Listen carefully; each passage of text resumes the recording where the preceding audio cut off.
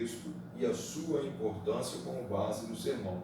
Também veremos como se deve escolher o tema e daí partir para a organização de um sermão, isto é, o seu esboço. Né? 3 são as partes essenciais que formam a estrutura do sermão, a saber, introdução, o plano, a conclusão do sermão.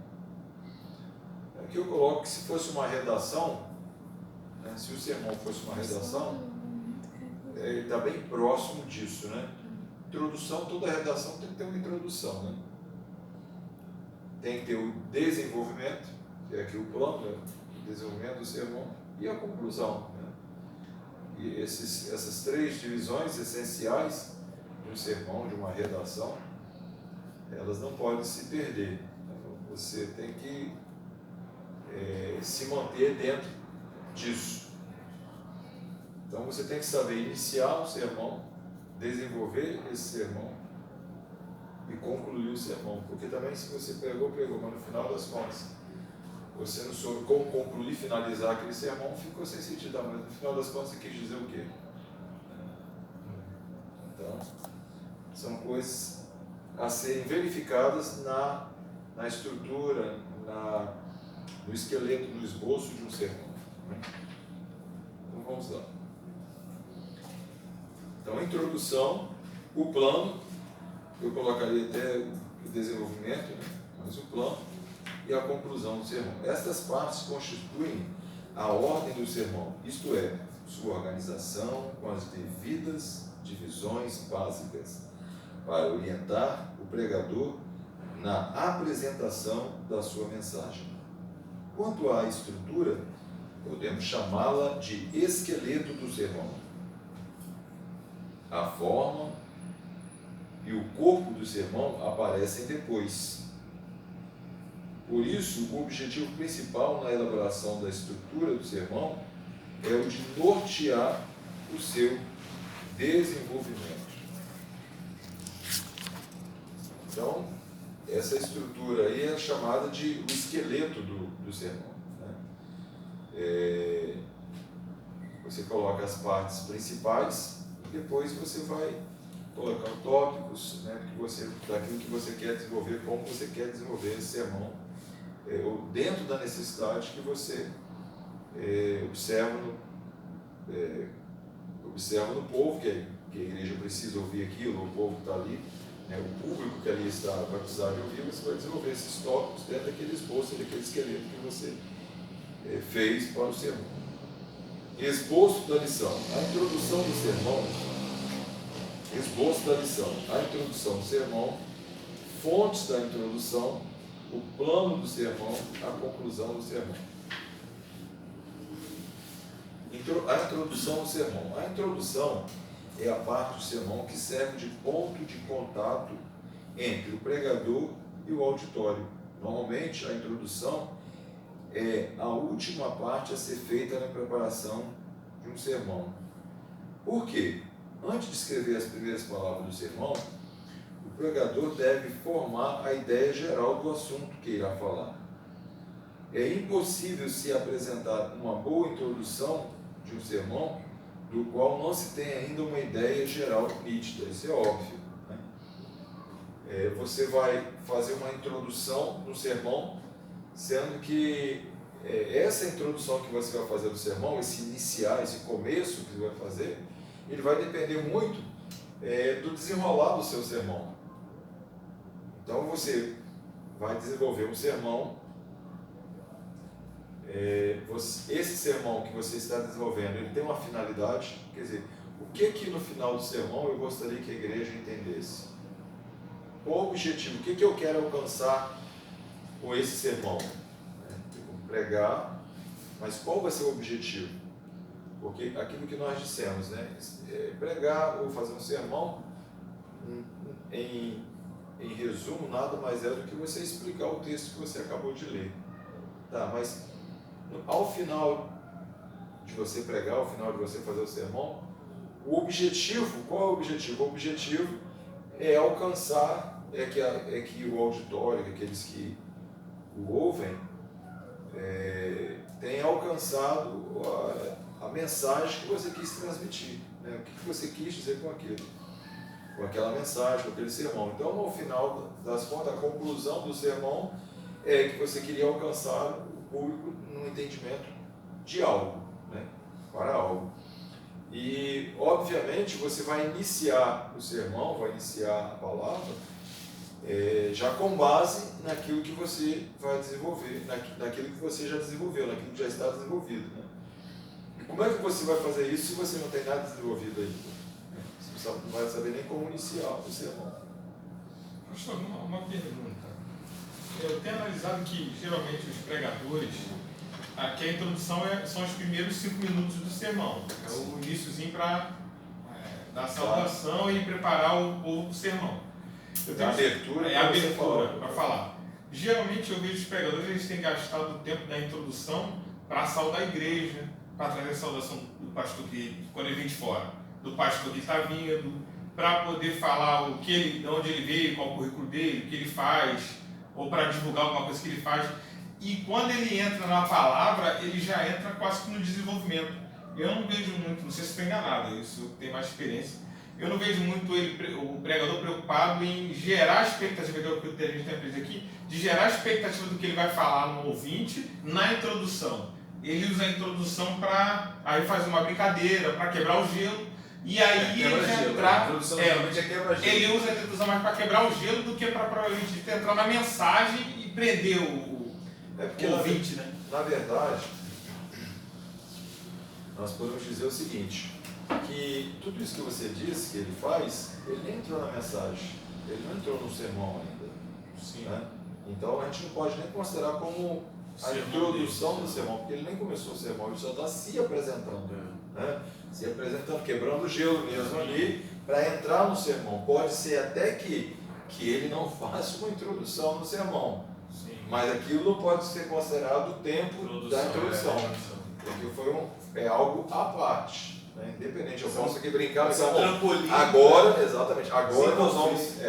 Até agora eu não entrei no sermão. Até agora eu comecei com a igreja, brinquei, mas agora nós vamos para o sermão. Aí sim, aí vou fazer a introdução do sermão. Então isso vai muito de cultura, de lugar, tipo de igreja, né? Você vê que a Assembleia tem uma cultura, a igreja batista, a presbiteriana já tem, uma batista tradicional e a presbiteriana já tem uma outra cultura, né, de mensagem, né? A igreja presbiteriana, por exemplo, eu acho que em termos de sermão, assim, acho que adventista também, são muito metódicos, né? Seguem realmente o método ali à risca, né? Nessa formação do sermão, são muito, botar assim, a igreja em si é muito crítica, né? Exigente com a forma né? Eu tive um professor que ele era, aliás, para ser sincero, a maioria dos professores, até às vezes de uma faculdade mesmo, de teológica, a maioria vem até da igreja presbiteriana, em vez de vir da Assembleia, em vez de vir você fazer hoje. Por quê? Porque se preparam mais nesse sentido aí, né? De serem mais metódicos. Então, eles vão fazer mestrado em teologia, vão fazer doutorado em teologia, né? São mais voltados para isso. Você vê que no nosso meio, você não tem muito a pessoa mestrado em teologia na Assembleia de Deus, você não vê muito isso. Antônio Gilberto que era referência. Entendeu? Mas entendeu? Né? Então, mestrado, doutorado em teologia. Né? Você até vê, o senhor faz a teologia, mas essa teologia que a gente está aqui, às vezes nem é uma faculdade teológica, não é muito, né? Sim. A gente não encontra muito no nosso meio.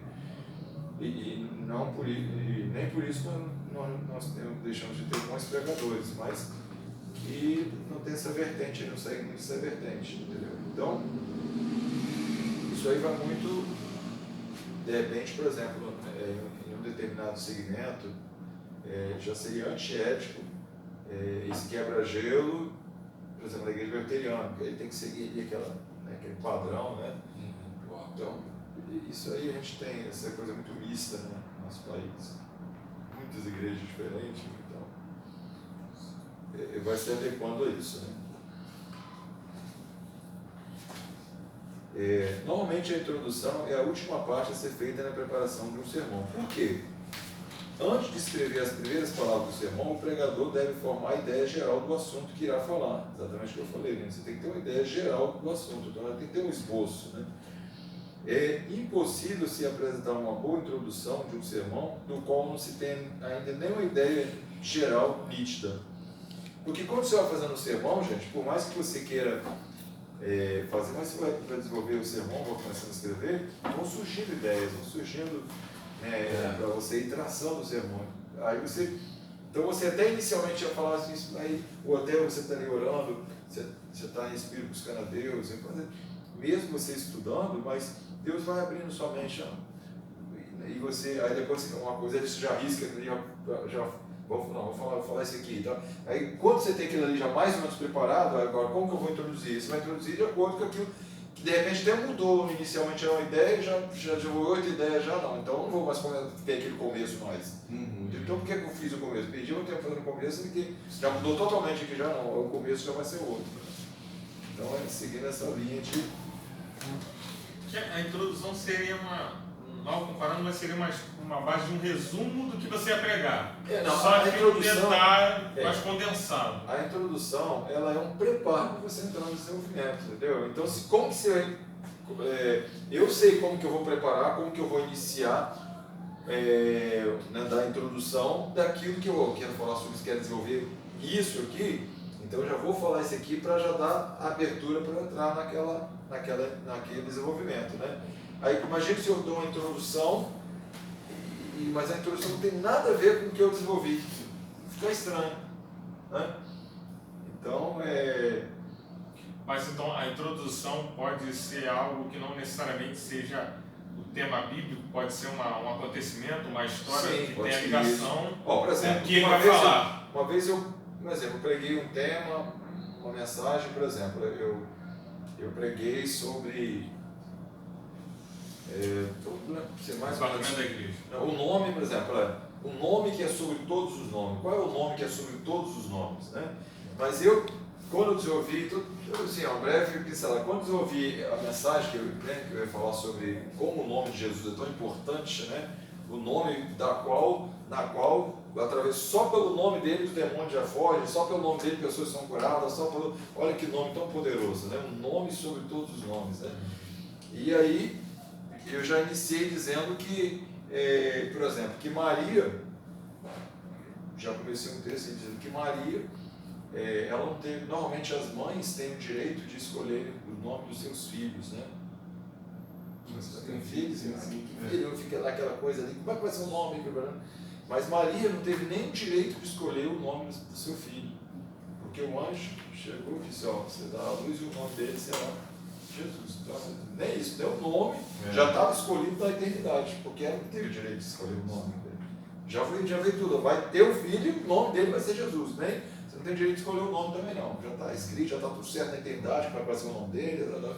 Então, quer dizer, eu já iniciei a introdução por quê? Porque eu queria falar de nome, né? Então, eu iniciei a introdução para eu criei um link, eu criei uma... para você poder entrar naquilo que ia falar, né? Lá na frente falar do nome precioso. Por que o nome? Porque o nome de Jesus é um nome que já estava na eternidade, já estava escolhido na eternidade. Foi Maria, ele já estava escolhido, já estava, né?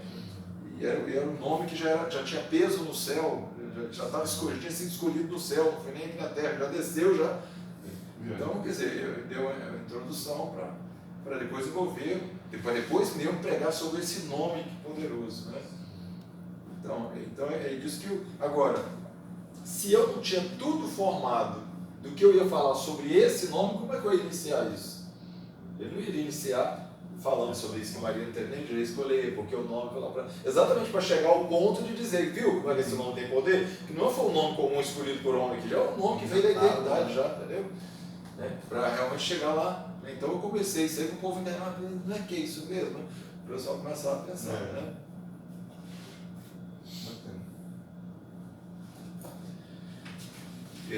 Mensagens, por mais, tem muita coisa assim, como eu disse, tem muita coisa que a gente fala de mensagem que às vezes Deus dá também, a gente só vai, mas você pode estar assim do nada e a mensagem vem toda na sua vida, né? Isso aí, quando você tem uma preocupação de pregar, porque existem muitas, eu estou falando de prática, não de estudo, tem muitas pregações que às vezes a pessoa, eu sempre falo isso porque eu vejo isso na prática, né?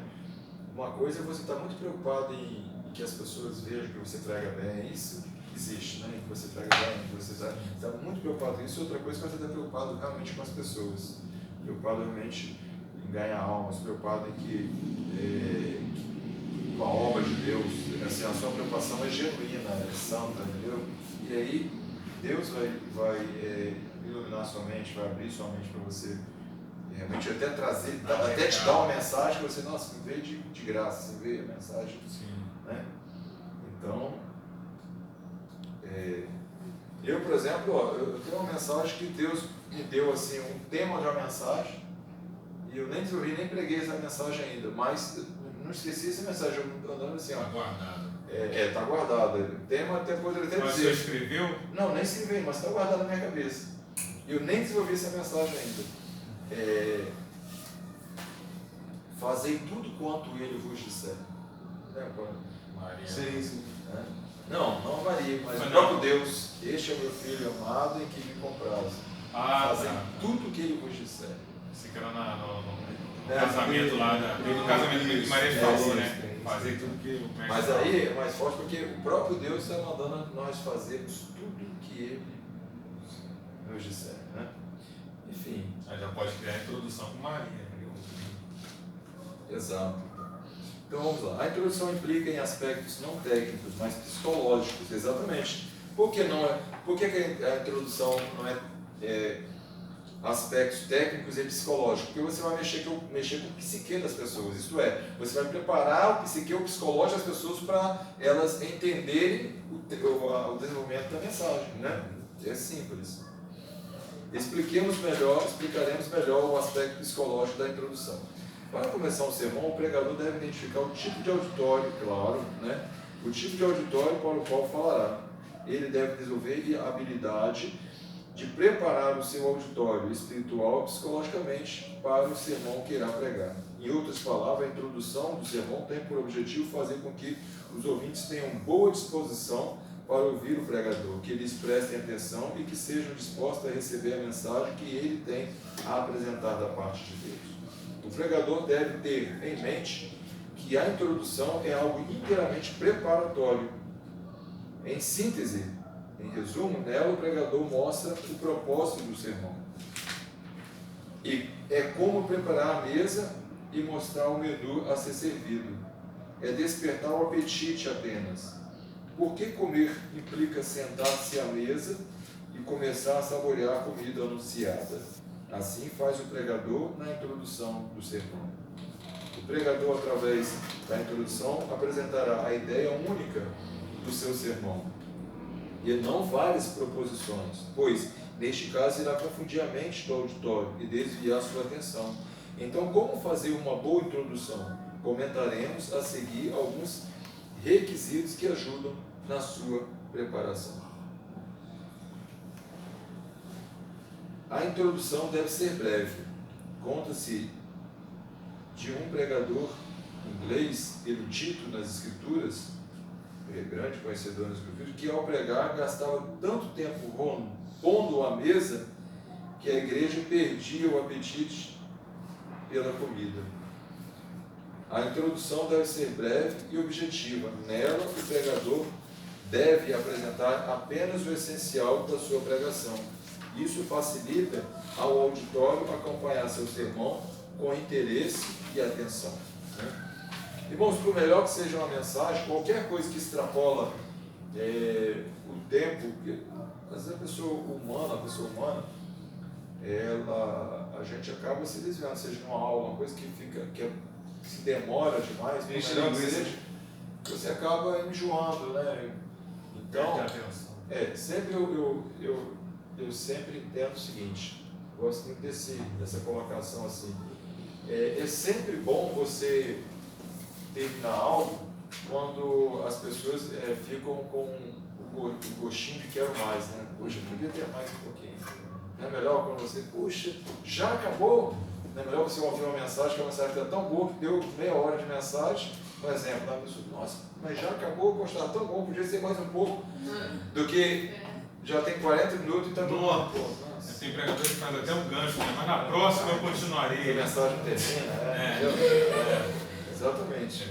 É igual algumas coisas que eu não concordo com os pregadores, às vezes já vi tanto isso, mas assim, eu abomino por completo, que eu acho, de certa forma, que eu acho que eu, assim, em pensar meu, posso estar errado, que é uma certa prepotência ou arrogância. As pessoas falam assim, vão pregar, irmãos, ó, prepara aí o teu coração, prepara a tua vida aí, prepara aí no banco, porque hoje Deus vai falar de uma maneira diferente, que Ele nunca falou nesse lugar aqui, que Ele, e que Deus vai agir, vocês nunca viram o que vocês vão ver hoje aqui. Quer dizer, então, a igreja tem 20 anos, já passaram 200 mil pregadores naquela igreja ali, então ninguém fez o que ele vai fazer. Porque se ele está falando isso é porque ninguém nem sabe o que aconteceu no passado, mas ninguém, Deus não usou ninguém como está usando, vai usar ele naquele dia, entendeu? Mas ele acabou de dizer isso mesmo. Vocês nunca viram, nunca aconteceu, nunca viram nada como Deus vai fazer hoje. E o problema é que eu ficava, mas eu não vi nada diferente. De outros cultos, até cultos melhores, ou pregações melhores. Já começa errado com prepara o teu coração, porque geralmente quem prepara o coração é o Espírito Santo. Exatamente. Prepara a pessoa. Bom, o contexto. Vamos lá então. 2. A introdução deve ser apropriada.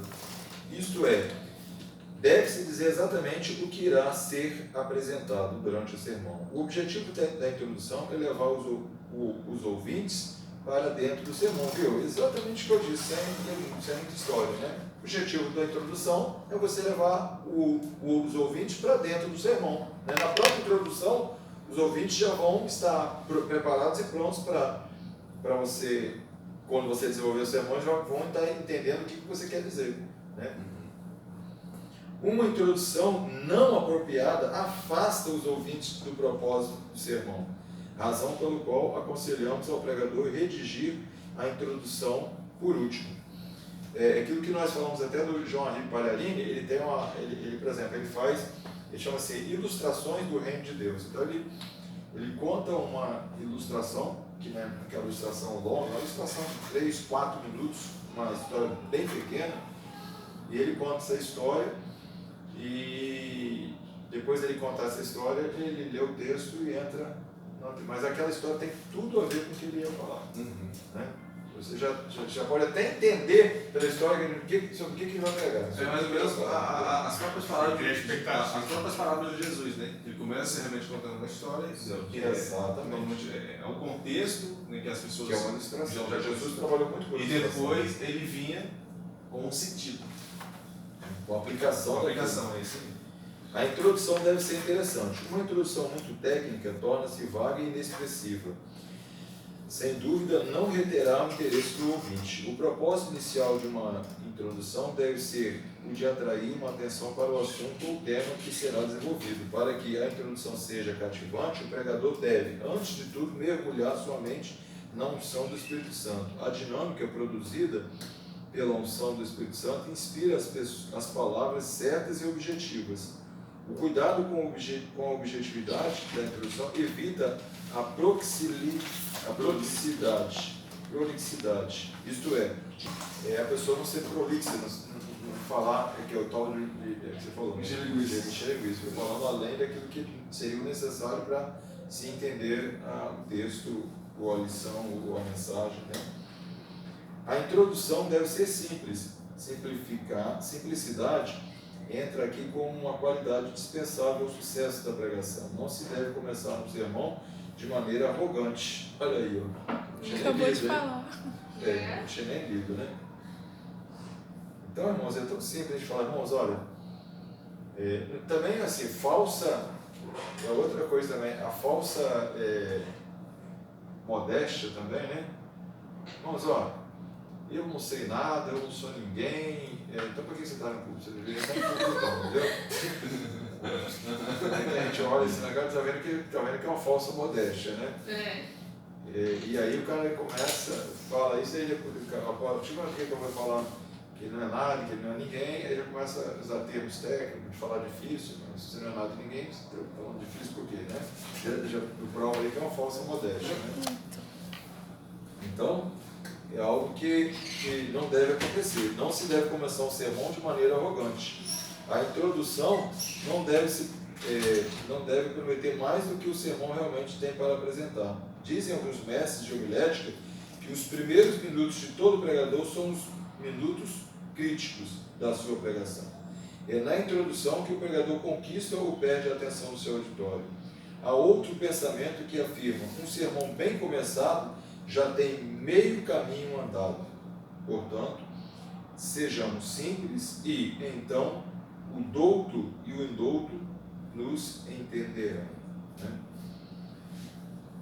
Quando você vai pregar um sermão, você não pode preparar um sermão para alcançar apenas uma certa fração do povo que está ouvindo. Né? Obviamente, tal como foi dito aqui, no meio de um auditório vão ter pessoas mais e menos esclarecidas, e o sermão deve alcançar a todos. Se o sermão for um sermão muito técnico, usando muito termos técnicos, não tão simples a ser ouvido, pessoas que têm uma certa dificuldade, não são pessoas muito esclarecidas, um certo nível de estudo, talvez, algo desse tipo, sentirão dificuldade de entender o que está sendo dito. Jesus, quando ele pregava, a sua mensagem, embora fosse profunda, mas era simples, alcançava todos, tanto doutos, né? Tanto pessoas doutas, tanto fariseus, mestres, homens que conheciam a lei, como pessoas muito simples, entendiam o que ele estava falando. Então, uma mensagem, ela pode ser profunda, mas ser simples. Né? Você não precisa usar termos bonitos, termos técnicos, né, para que a sua mensagem tenha uma certa profundidade e a pessoa alcance pessoas com aquela palavra. Ela pode ser simples, usando palavras simples, mas ser profunda. Né? Uhum. Você pode ver que muitas vezes nós ouvimos até de uma pessoa muito simples uma lição de vida ou algo que a gente veja, mas como saiu de pessoa, a pessoa não sabe nem falar direito e falou um negócio que eu pensando aqui, muito profundo que ele falou, muito interessante que ele falou. Né? Então, seguindo esse conceito aí, é que nós podemos entender que uma mensagem, ela não precisa ser cheia de termos teológicos, né? Para que ela seja profunda. Ela pode ser profunda e ser simples. Eu achei que quanto mais simples, eu achei mais profundo. Eu estou falando que Jesus nunca usou termos teológicos e a sua mensagem era simples e alcançava tanto fariseus, tanto mestres, chefes da sinagoga, tanto e com uma pessoa mais humilde ou menos esclarecida possível. Porque o que ele ensinava de forma simples, porém profunda. Uma das razões por que a introdução deve ser redigida por último, aqui que foi colocado, e que outra coisa que eu quero dar ênfase aqui, é que no início da sua mensagem você já mata toda a mensagem, já mata, eu quero dizer, já faz as pessoas, o auditório, perder o interesse em continuar te ouvindo, ou não, né, na própria introdução. Então, você deve, na sua introdução, ela deve ser interessante, pode ser simples, mas interessante o suficiente para que as pessoas já no início da introdução já fiquem ali atentos para ver o que você vai falar. Né? Como é que vai ser desenvolvida aquela história, daquele sermão. Uma das razões por que a introdução deve ser redigida por último é o fato de ela servir como porta de entrada para o sermão. O preparo do sermão é qual planta de um edifício. Em que o arquiteto começa a traçar o seu plano. O começo não se dá pela porta. Primeiro, ele resolve a questão da estrutura do edifício. Eis porque a introdução deve ser deixada por último. Quais são as fontes principais para se encontrar e preparar uma introdução? São várias as quais apresentaremos a seguir. O texto bíblico. Este é o ponto de partida para se encontrar uma boa introdução. O texto pode fornecer a introdução, se for um texto biográfico ou histórico. Melhor ainda, porque dará ao pregador a condição de considerar os fatos relacionados com o texto. De outra forma, o texto lhe dará a condição de descobrir o propósito daquela escritura, o seu sentido real, e isso despertará o interesse do auditório para o assunto a ser apresentado. Óbvio, né? Dependendo do assunto que você vai dizer, escolher um texto que tem uma biografia, né, ou histórico, né, quer dizer, o contexto que aquilo aconteceu, já pode servir como introdução de um sermão. Isto é, irmãos, quando, né, na época dos fariseus, na época do judaísmo, na época dos judeus, na época de Jesus, na época, então o fato era dessa forma, mas aí você dando as pessoas vão ficar presas àquela história, querendo saber, tá, e como é que é nessa época ali, né? E dali em diante você vai falar o seu sermão. Por quê? Porque as pessoas vão falar assim, então é por isso, agora eu estou te entendendo, sermão. Por isso que agora eu estou entendendo. Por quê? Porque naquela época era assim, né? Então você já é uma introdução para o seu sermão, né? Bom, então o que eu usei foi uma espécie de introdução, quando eu preguei sobre o mar aberto lá, o povo diante do mar, lá fugindo de Faraó. Mas aí eu falei como eles chegaram no Egito, que veio lá de José, veio de Abraão, Jacó, José foi vendido, veio para o Egito, não era para eles estarem lá, aí parei em frente ao mar. Então eu falei todo o contexto para eles chegarem até ali, para eles se situarem no tempo bíblico, na cronologia. Aí preguei a cronologia para eles entenderem por que eles estavam no Egito e Deus estava usando Moisés para libertar. Então ali foi uma introdução para entrar no ponto principal, que é de frente para o mar. Então, mas aí dependendo de como você está colocando, na verdade... ele também é um desenvolvimento. Ele já é todo o desenvolvimento do tema, porque na verdade, quando você chegou no mar, por que eles estavam ali, é a conclusão. Sabe por que eles estão aqui? Por causa disso tudo que eu falei, que acabou sendo que a introdução, ela é algo que te leva a isso aí, né? Sim, mas o tema era, para ver o mar se abrir, tem que parar em frente ao mar. A ideia era que, para eles experimentarem aquele milagre, eles tiveram que acatar Moisés de voltar ao caminho, que eles estavam indo pelo caminho mais fácil, para voltar pelo caminho mais difícil e parar em frente ao mar. Porque Deus não queria que eles fossem por aquele caminho, Deus queria que eles fossem por outro caminho. Então a ideia é eles entenderem que nem sempre o nosso caminho é o caminho que Deus quer. Só que para eu chegar nesse tema, eu quis mostrar como eles foram parar ali e acontecer aquilo tudo ali. Entendeu? Eu tentei criar um plano de fundo. Eu já entendo o que você fez, foi mais, você entrou no desenvolvimento... Já indo para a conclusão. Indo para a conclusão. E a conclusão, o que você queria alcançar com isso foi a conclusão. Era a conclusão. Entendi. Como falar? Você pode usar a história falando aí, mas essa história não pode ser longa. Então, eu vou falar, por exemplo, vamos vou falar por exemplo, da mulher que perdeu uma moeda, né, e foi procurar a moeda. Então, por que? Aí, o que seria a introdução? Por que a moeda naquela época era muito importante? Eu vou explicar. A moeda era muito importante por causa disso. Naquela época, a mulher, se perdesse a moeda, perdeu a vida. Pronto, já introduzi. Agora, então aí eu vou entrar no por que Jesus disse aquilo. Mas por quê? Porque naquela época era...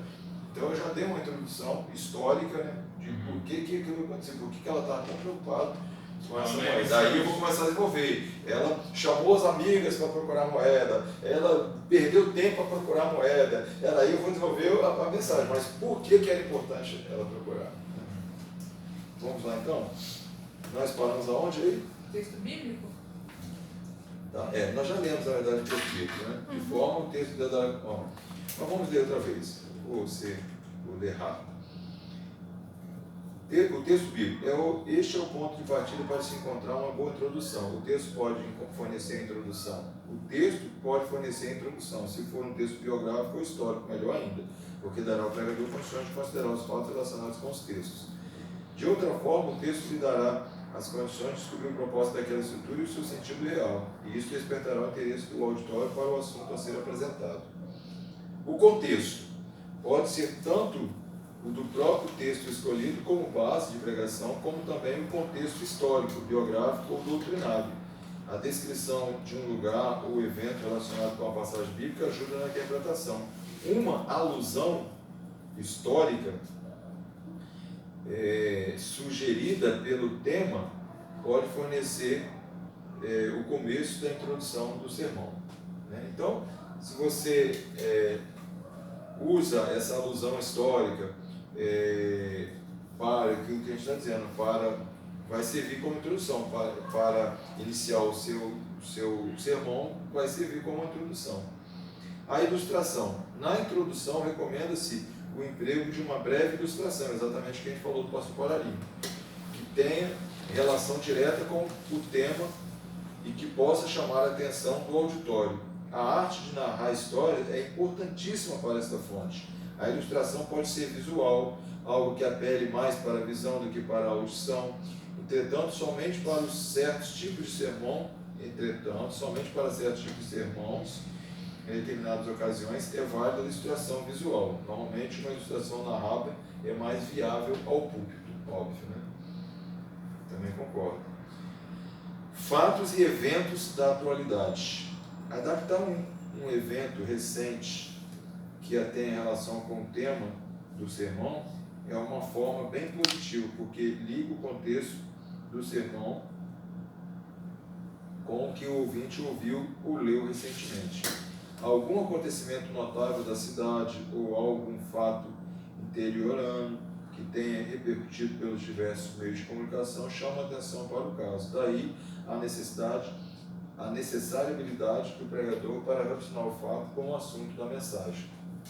Claro, tudo que acontece ao nosso redor, nós, principalmente nós, igreja, nós estamos sempre observando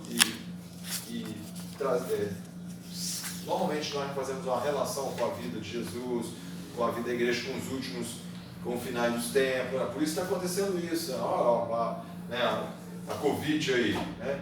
Então, já são as pestes escritas na palavra dos últimos tempos, né? Que aconteceria, viriam pestes. Então, você pode trazer para o início, para a introdução do seu sermão, você pode utilizar também de fatos, de histórias já conhecidas, né? E chamar a atenção do povo, para que o povo realmente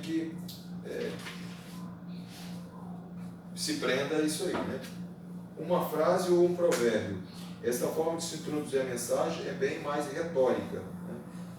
Porém válida, se feita com propriedade. Normalmente, a melhor forma de se começar um sermão é proceder da maneira a mais simples possível.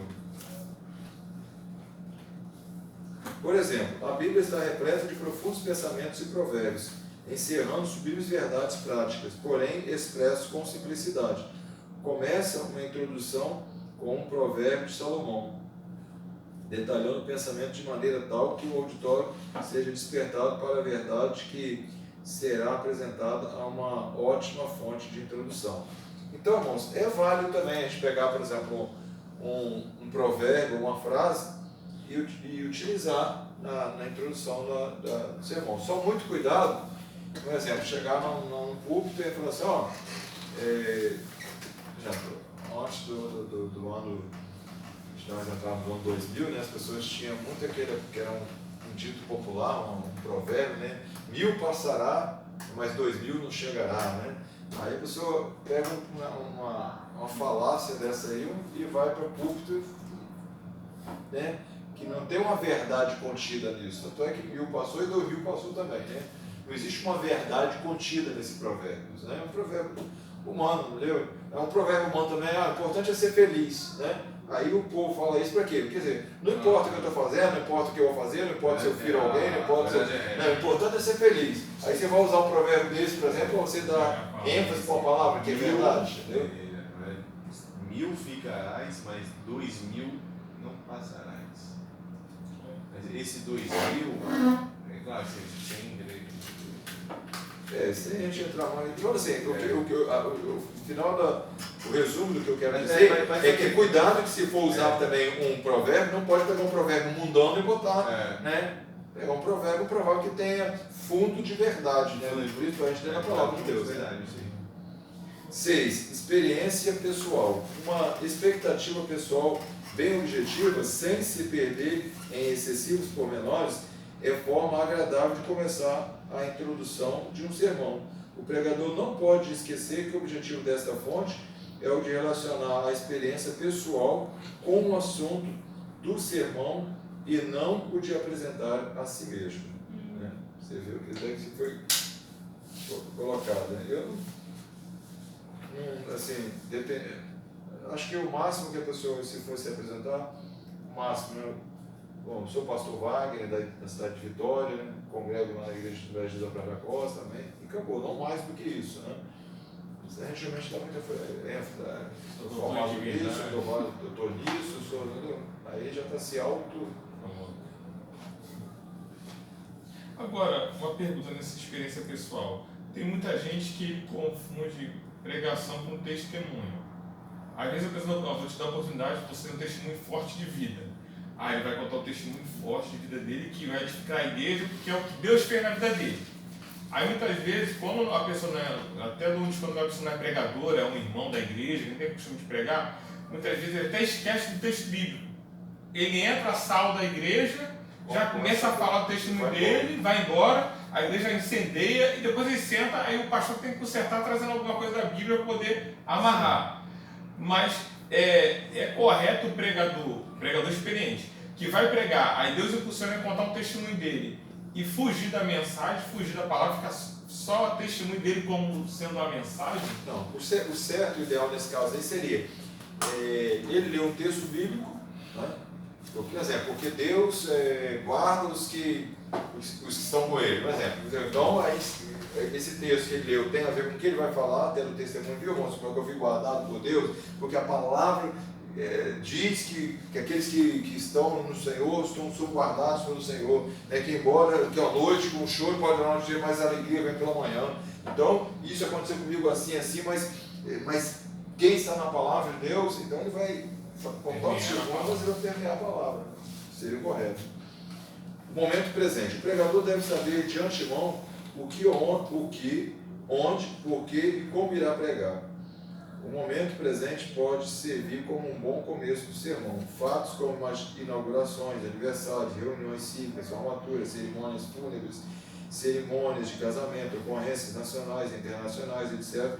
De qualquer uma dessas ocasiões, o pregador pode tirar a introdução para o seu sermão. Concluindo, uma boa introdução deve ser objetiva, prática e concisa, né? Resumida. Deve ser escrita com muito cuidado pelo pregador, para que este não seja demasiadamente prolixo, que usa palavras em demasia ao falar ou escrever, que não se sabe sintetizar o pensamento ou muito mecânico. Texto 3. O plano do sermão. Os irmãos até aqui entenderam, querem falar uma coisa, a gente fala, estão entendendo, está dando para acompanhar certinho, né? Então é isso, né? Introdução do sermão é muito importante, né? Ser simples nessa introdução. A introdução pode ser de um fato histórico, pode ser de algo que aconteceu recentemente que se viu, você vai contar a introdução. Pode ser um provérbio, né? Cuidado com provérbios aí mundanos, né? Que você acha que você ouviu desde criança e acha que não tem um fundo de verdade, mas é só um provérbio mundano, né? Uma vez eu fui num presídio, quando era militar, quando era policial, e eu fui lá fazer tomar o depoimento de um preso no IRS ali, né? E chegamos lá, enfim, a gente tomando o depoimento dele. Eu estava servindo, eu estava sendo um escrivão, enquanto o oficial estava sendo como fosse o delegado, né, fazendo as perguntas, inquirindo ele. E aí eu aproveitei para para falar do Senhor, falando, né? Assim, Senhor, eu falei, eu certo hoje com Deus, sai dessa vida e tal. Aí ele falou assim, mas agora de casa, né? Acho que Deus está comigo, porque não tem aquilo que está na Bíblia lá, faz a tua parte que eu te ajudarei.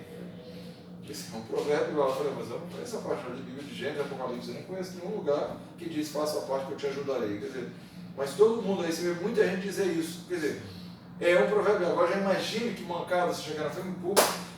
Bom, meus queridos, da mesma forma como nós sabemos que a palavra diz, faça a tua parte que eu te ajudarei. Um exemplo, isso que eu quero dizer, não existe isso na Bíblia, isso é dito popular, então cuidado, né?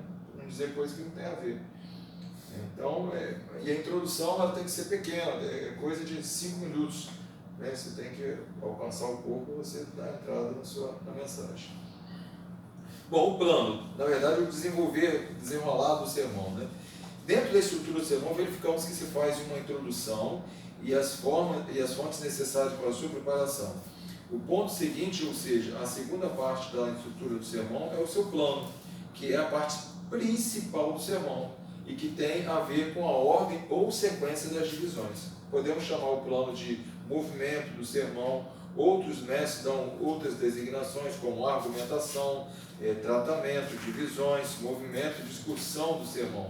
Em síntese, em resumo, todo o plano para uma compreensão maior e melhor do que seja o plano do sermão. A designação mais simples e comum do plano é esqueleto ou esboço do sermão. É a parte que divide o sermão em pontos principais. Observemos que na introdução é estabelecido o ponto de contato com o auditório, através dela. O pregador, se os irmãos querem ver muito o que é uma... Eu vou mandar o link depois para o presbítero, ele manda de um sermão. O senhor está no grupo? Não? Você está no grupo, pode jogar no detalhe. Eu vou mandar de Jonathan Edwards. Eu até falei no último, tem umas mensagens muito profundas que ele pregou aí. E ali eu vejo muito, assim, muito claramente isso que eu estou falando aqui. Na verdade, a voz que ele está falando naquele sermão não é de Jonathan, esse pregador, porque ele viveu em 1700 e pouco, né? Mas ele deixou o sermão e você vê o pregador falando assim, ele vai por tópico, por exemplo, a ira de Deus sobre os desobedientes.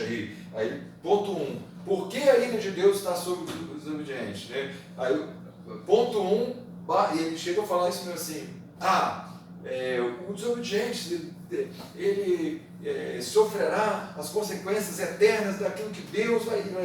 B, C, então você vai conseguir observar muito essas divisões que foram feitas. Assim, para aquilo que a gente está estudando aqui, depois eu vou dizer, se vocês realmente, esse sermão assim, de uns 50 minutos, mas vocês pararem e prestar atenção. Mas a gente acha na internet o esqueleto desse sermão escrito? Acho que acha, porque essa pessoa leu, porque entendeu? Eu achei muito interessante, sim, dentro dessa unidade aqui, como que foi, eu te falei, está muito claro. Até a pessoa pregando ou lendo o Senhor, e ele chega lá, ponto 1, por que Deus vai tratar o povo assim? Por que o pecado, por que o inferno é eterno? Por que? Não seria injusto da parte?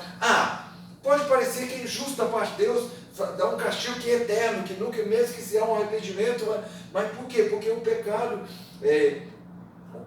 é infinitamente contra a natureza de Deus. Então, se é infinitamente contra a natureza de Deus, também o seu castigo tem que ser infinitamente eterno.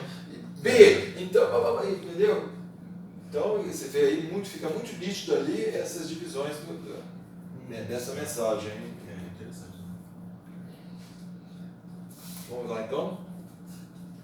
A designação mais simples é comum do plano é esqueleto ou esboço do sermão, é a parte que divide o sermão em pontos principais.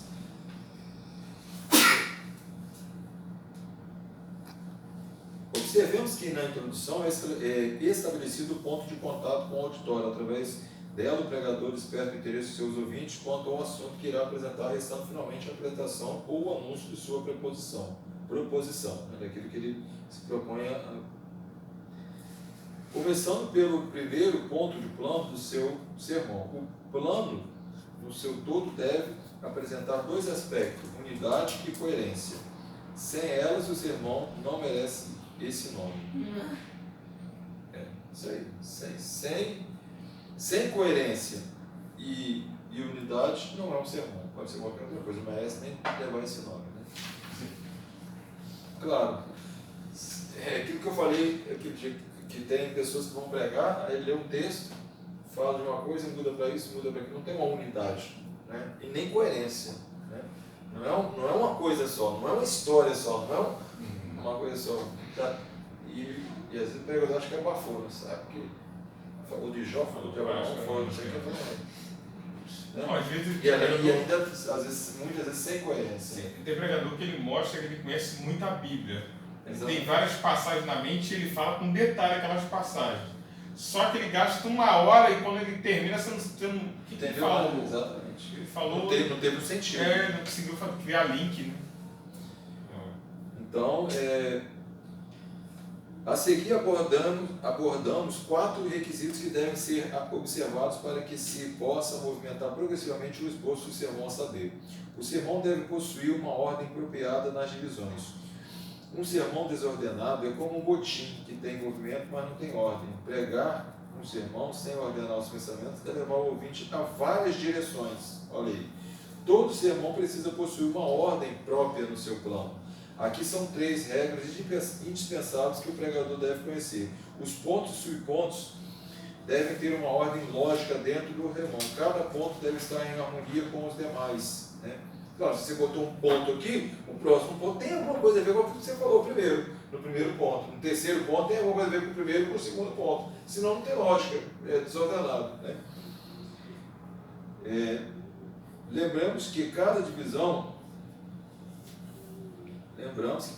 o ponto principal, representa uma parte do sermão. O plano pode ser dividido em 2, 3 ou 4 divisões, obedecendo sempre uma ordem lógica.